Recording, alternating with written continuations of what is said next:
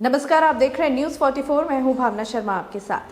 पिछले साल 7 सितंबर से कन्याकुमारी से शुरू हुई राहुल गांधी की भारत जोड़ो यात्रा 30 जनवरी को श्रीनगर में खत्म हो गई।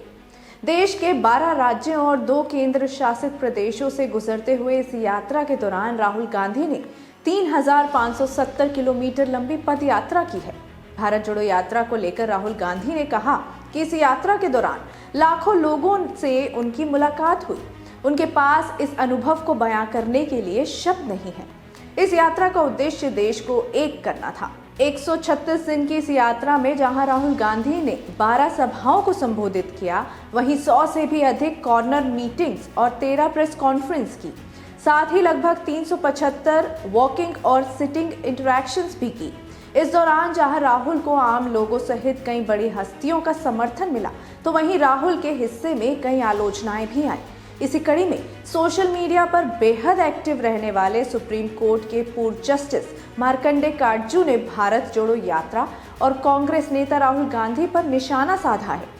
राहुल की भारत जोड़ो यात्रा की आलोचना करते हुए पूर्व जस्टिस काटजू ने कह दिया कि बस हो चुकी नमाज, मुसल्ला उठाइए।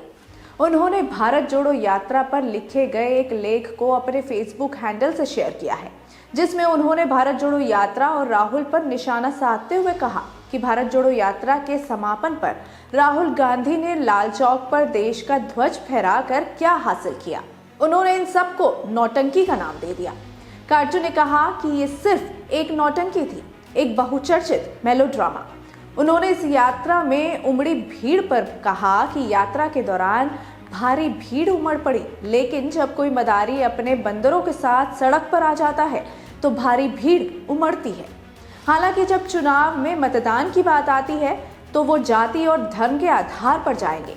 भारत जोड़ो यात्रा में राहुल के साथ जुड़ने वाली नामी हस्तियों पर भी काटजू ने टिप्पणी की है।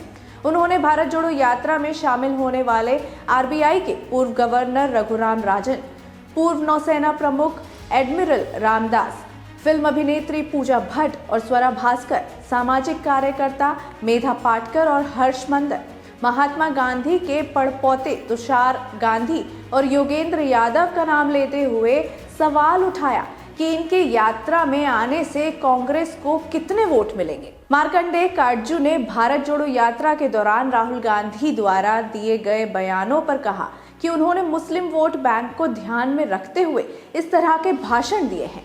अगर मुस्लिम वोट कांग्रेस को मिल भी जाते हैं तो भी उनका वोट बर्बाद ही होगा। राहुल गांधी द्वारा किए गए पूजा पाठ को लेकर भी उन्होंने लिखा कि उन्हें जनेऊधारी शिव भक्त घोषित किया गया और स्पष्ट रूप से वो हिंदू वोट पाने के लिए मानसरोवर झील पर गए। क्या उनके पास कोई ठोस योजना है कि देश की व्यापक गरीबी, भूखमरी, बेरोजगारी, मूल्य वृद्धि आदि समस्याओं को कैसे हल किया जाए?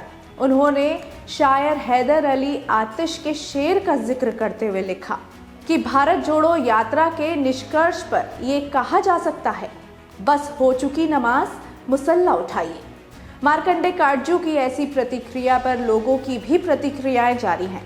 वैसे देखा जाए तो किसी भी राजनीतिक पार्टी द्वारा चलाए जा रहे अभियान और यात्रा राजनीतिक मंसूबे पूरे करने के लिए ही होती है।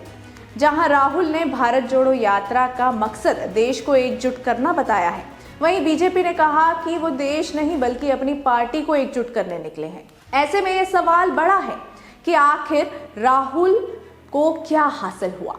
देखा जाए तो राहुल को इस यात्रा के जरिए एक नई पहचान तो मिली है। साथ ही जहां पार्टी के नेता और कार्यकर्ता सुस्त नजर आ रहे थे, वहीं इस यात्रा के जरिए अब उनमें चुस्ती आ गई है।